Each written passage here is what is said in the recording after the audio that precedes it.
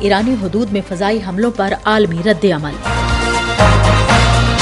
اسرائیل اور سعودی عرب کے درمیان تعلقات معمول پر لانا حماس کے ساتھ جنگ کے خاتمے کے لیے اہم عنصر ہو سکتا ہے، اسرائیلی صدر۔ یوکرین اور روس کی جانب سے ڈرون حملے ناکام بنانے کے دعوے۔ وائس آف امریکہ واشنگٹن سے اہم خبروں کے ساتھ سعدیہ زیب رانجھا۔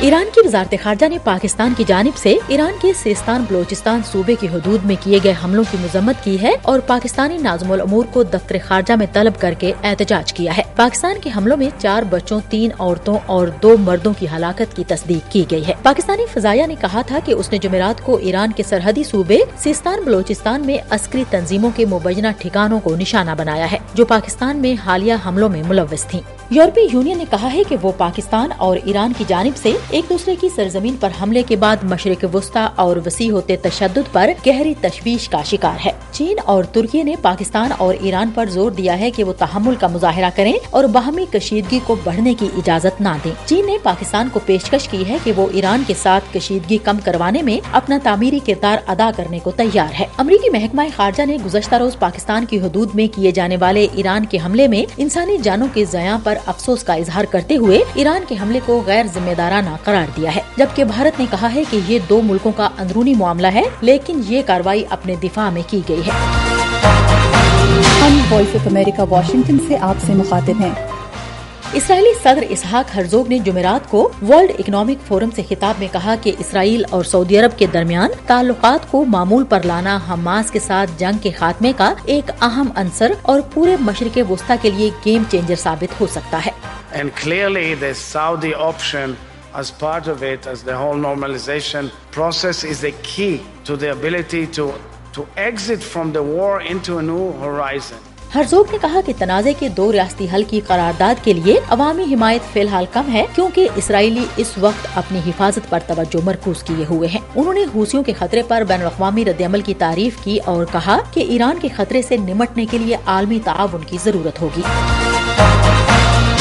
ترک وزیر خارجہ حاکان فیدان اور ان کے اردنی ہم منصب نے جمعرات کو غزہ میں فوری جنگ بندی کا مطالبہ کیا۔ فیدان نے اردن کے دورے کے دوران کہا کہ اس قتل عام کو فوری طور پر روکا جانا چاہیے اور غزہ پر عائد غیر قانونی ناکہ بندی کو ختم کیا جانا چاہیے۔ ایک مشترکہ پریس کانفرنس کے دوران اردن کے وزیر خارجہ ایمن السفادی نے کہا کہ اب بہت سے ملک منطقی اور انسانی ہمدردی کے نقطہ نظر سے غزہ کی حمایت کر رہے ہیں۔ انہوں نے کہا کہ بے گناہ لوگوں کو قتل کرنا، ان کے گھروں کو مسمار کرنا اور ان کا مستقبل تباہ کرنا مزید تنازعات کا باعث بنے گا۔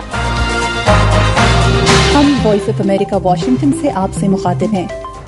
امریکی سینٹرل کمانڈ نے کہا کہ امریکی افواج نے بدھ کو رات گئے مغربی یمن میں حوثی باغیوں کے 14 میزائلوں کو فائر ہونے سے پہلے ناکام بنایا ہے۔ امریکی سینٹرل کمانڈ کے مطابق یہ میزائل خطے میں تجارتی جہازوں اور امریکی بحریہ کے جہازوں کے لیے خطرہ تھے۔ امریکی سینٹ کام کے commander general Michael Eric Kurilla نے کہا کہ ایرانی حمایت یافتہ حوثی دہشت گردوں کی کارروائیاں بین الاقوامی مرینز کو خطرے میں ڈال رہی ہیں اور جنوبی بحیرہ احمر اور اس سے ملحقہ آبی گزرگاہوں میں تجارتی جہاز رانی کے راستے میں خلل ڈال رہی ہیں۔